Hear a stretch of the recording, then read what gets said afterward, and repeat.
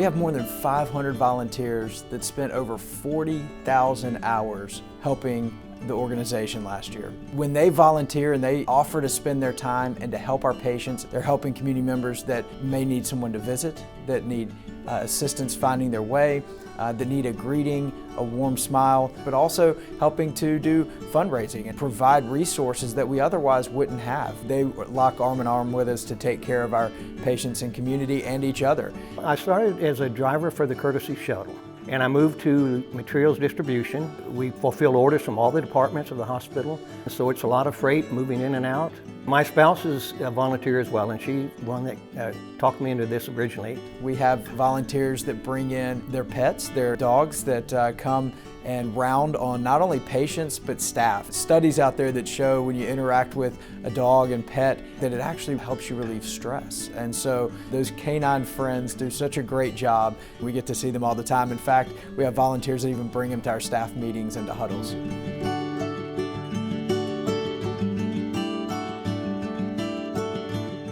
I became a volunteer sort of by accident.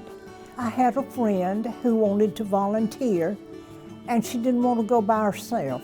2 years later, she was gone, and I stayed on and until 57 years went by. I started doing the mail in the morning, then I would go to the information desk after lunch. I can kind of sense when people are going through a little bit of a hard time. Sometimes I can put a smile on their face, so it makes me feel good too.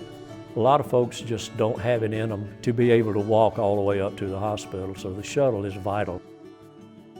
Mine is a bedside music practice, but since COVID, I sing in the North Tower and the South Tower. What research has found is that art making has been a part of human activity to increase bonding, share friendships, give comfort.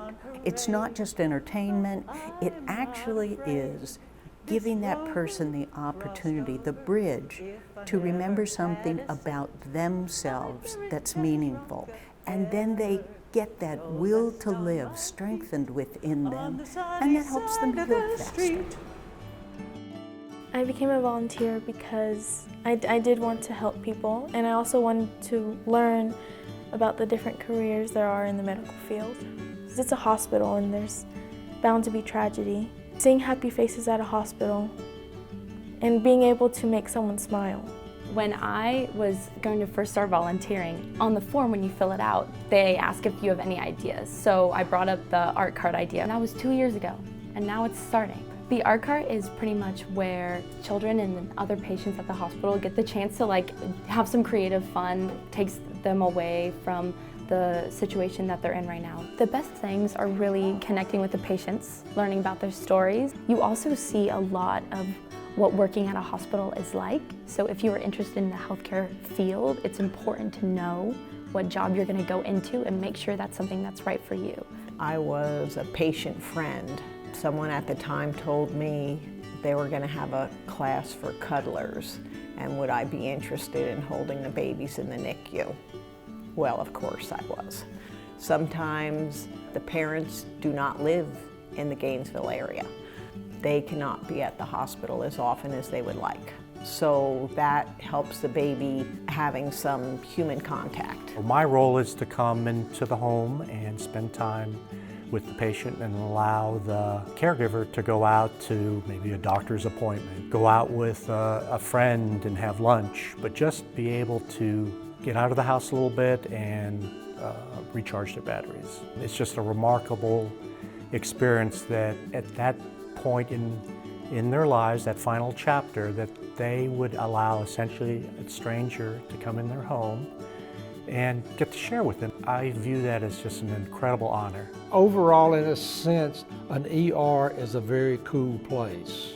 Patients come in, they're scared to begin with, and they get cool. They're worried, they're nervous, so we can offer that blanket to them. I just basically started, may I get you a cup of coffee or a glass of water? Try to develop a little bit of conversation to hopefully pass the time for them. When they look up and say, thank you, that makes the day. I'm in the South Shop, and the South Shop is the smaller of the two. It's something that I can help give back to the community. When I can talk to somebody that is having a difficult time, or even having a good time. Say, for instance, when a young man does come in and his wife just had a baby and he's the happiest guy in the whole wide world, thinks he's the only man that ever had a baby, that is rewarding that you can share in that time with him.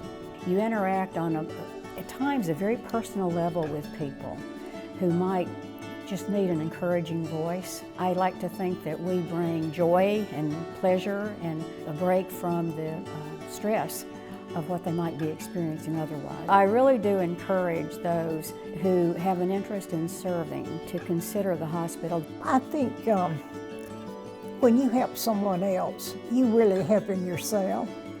You get joy out of it. I enjoyed meeting people, and if I helped them, I felt like I was doing something good. It's been a joy to me every 57 years of it, and I'd still be doing it if I could.